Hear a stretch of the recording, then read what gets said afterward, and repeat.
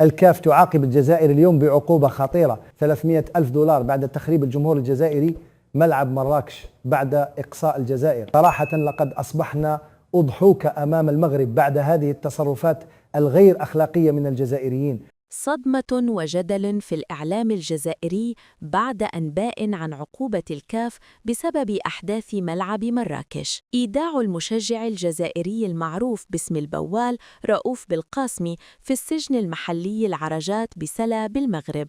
أثارت أنباء متداولة على مواقع التواصل الاجتماعي وبعض المنصات الإعلامية حالة من الجدل والصدمة في الأوساط الرياضية الجزائرية بعد الحديث عن معاقبة الاتحاد الإفريقي لكرة القدم الكاف للجزائر بغرامة مالية ضخمة قدرت ب300 مليون على خلفية أحداث شغب وتخريب نسبت إلى بعض الجماهير الجزائرية في ملعب مراكش.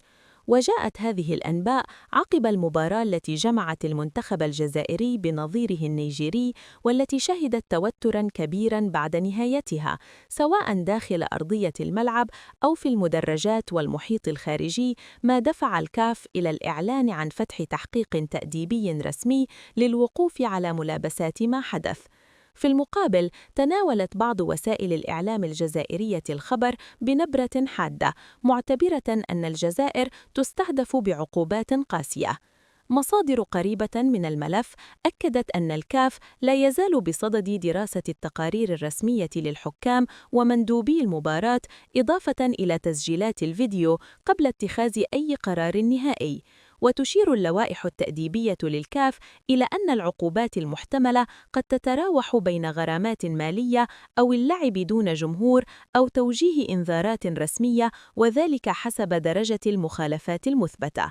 على مستوى الشارع الرياضي الجزائري، انقسمت الآراء بين من يرى أن بعض التصرفات الفردية لا يجب أن تحمل للمنتخب أو الاتحاد ككل، وبين من يحمل الجماهير مسؤولية الإضرار بصورة الكرة الجزائرية قارياً، مطالبين بضرورة التحلي بالروح الرياضية واحترام قوانين المنافسات الإفريقية. قررت السلطات القضائية المغربية إيداع المشجع الجزائري رؤوف السجن المحلي العرجات بمدينة سلا، وذلك في إطار المتابعة القضائية على خلفية أفعال نسبت إليه خلال إحدى المباريات الكروية التي احتضنتها المملكة المغربية ضمن منافسات قارية. وجاء هذا القرار بعد توقيف المعني بالأمر إثر تداول مقاطع مصورة على مواقع التواصل الاجتماعي تظهر قيامه بتصرفات اعتبرت مخالفة للقانون داخل أحد الملاعب، ما استدعى تدخل السلطات الأمنية وفتح تحقيق تحت إشراف النيابة العامة المختصة. وبحسب المعطيات المتداولة، فقد جرى تقديم المشجع الجزائري أمام القضاء، حيث تقرر متابعته في حالة اعتقال احتياطي وإيداعه سجن العرجات في انتظار استكمال مجريات التحقيق وعقد جلسات المحاكمة للنظر في التهم الموجهة إليه التي تتعلق بسلوكيات مخلة بالنظام العام والآداب داخل فضاء رياضي.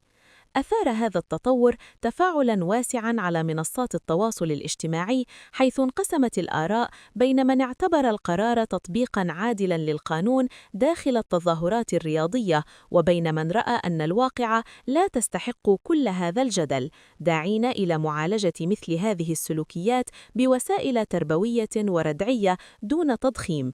في المقابل، شددت أصوات رياضية وإعلامية على ضرورة احترام قوانين الدول المنظمة والتقيد بروح التشجيع الرياضي، خاصة خلال المنافسات القارية التي تحظى بمتابعة جماهيرية وإعلامية كبيرة.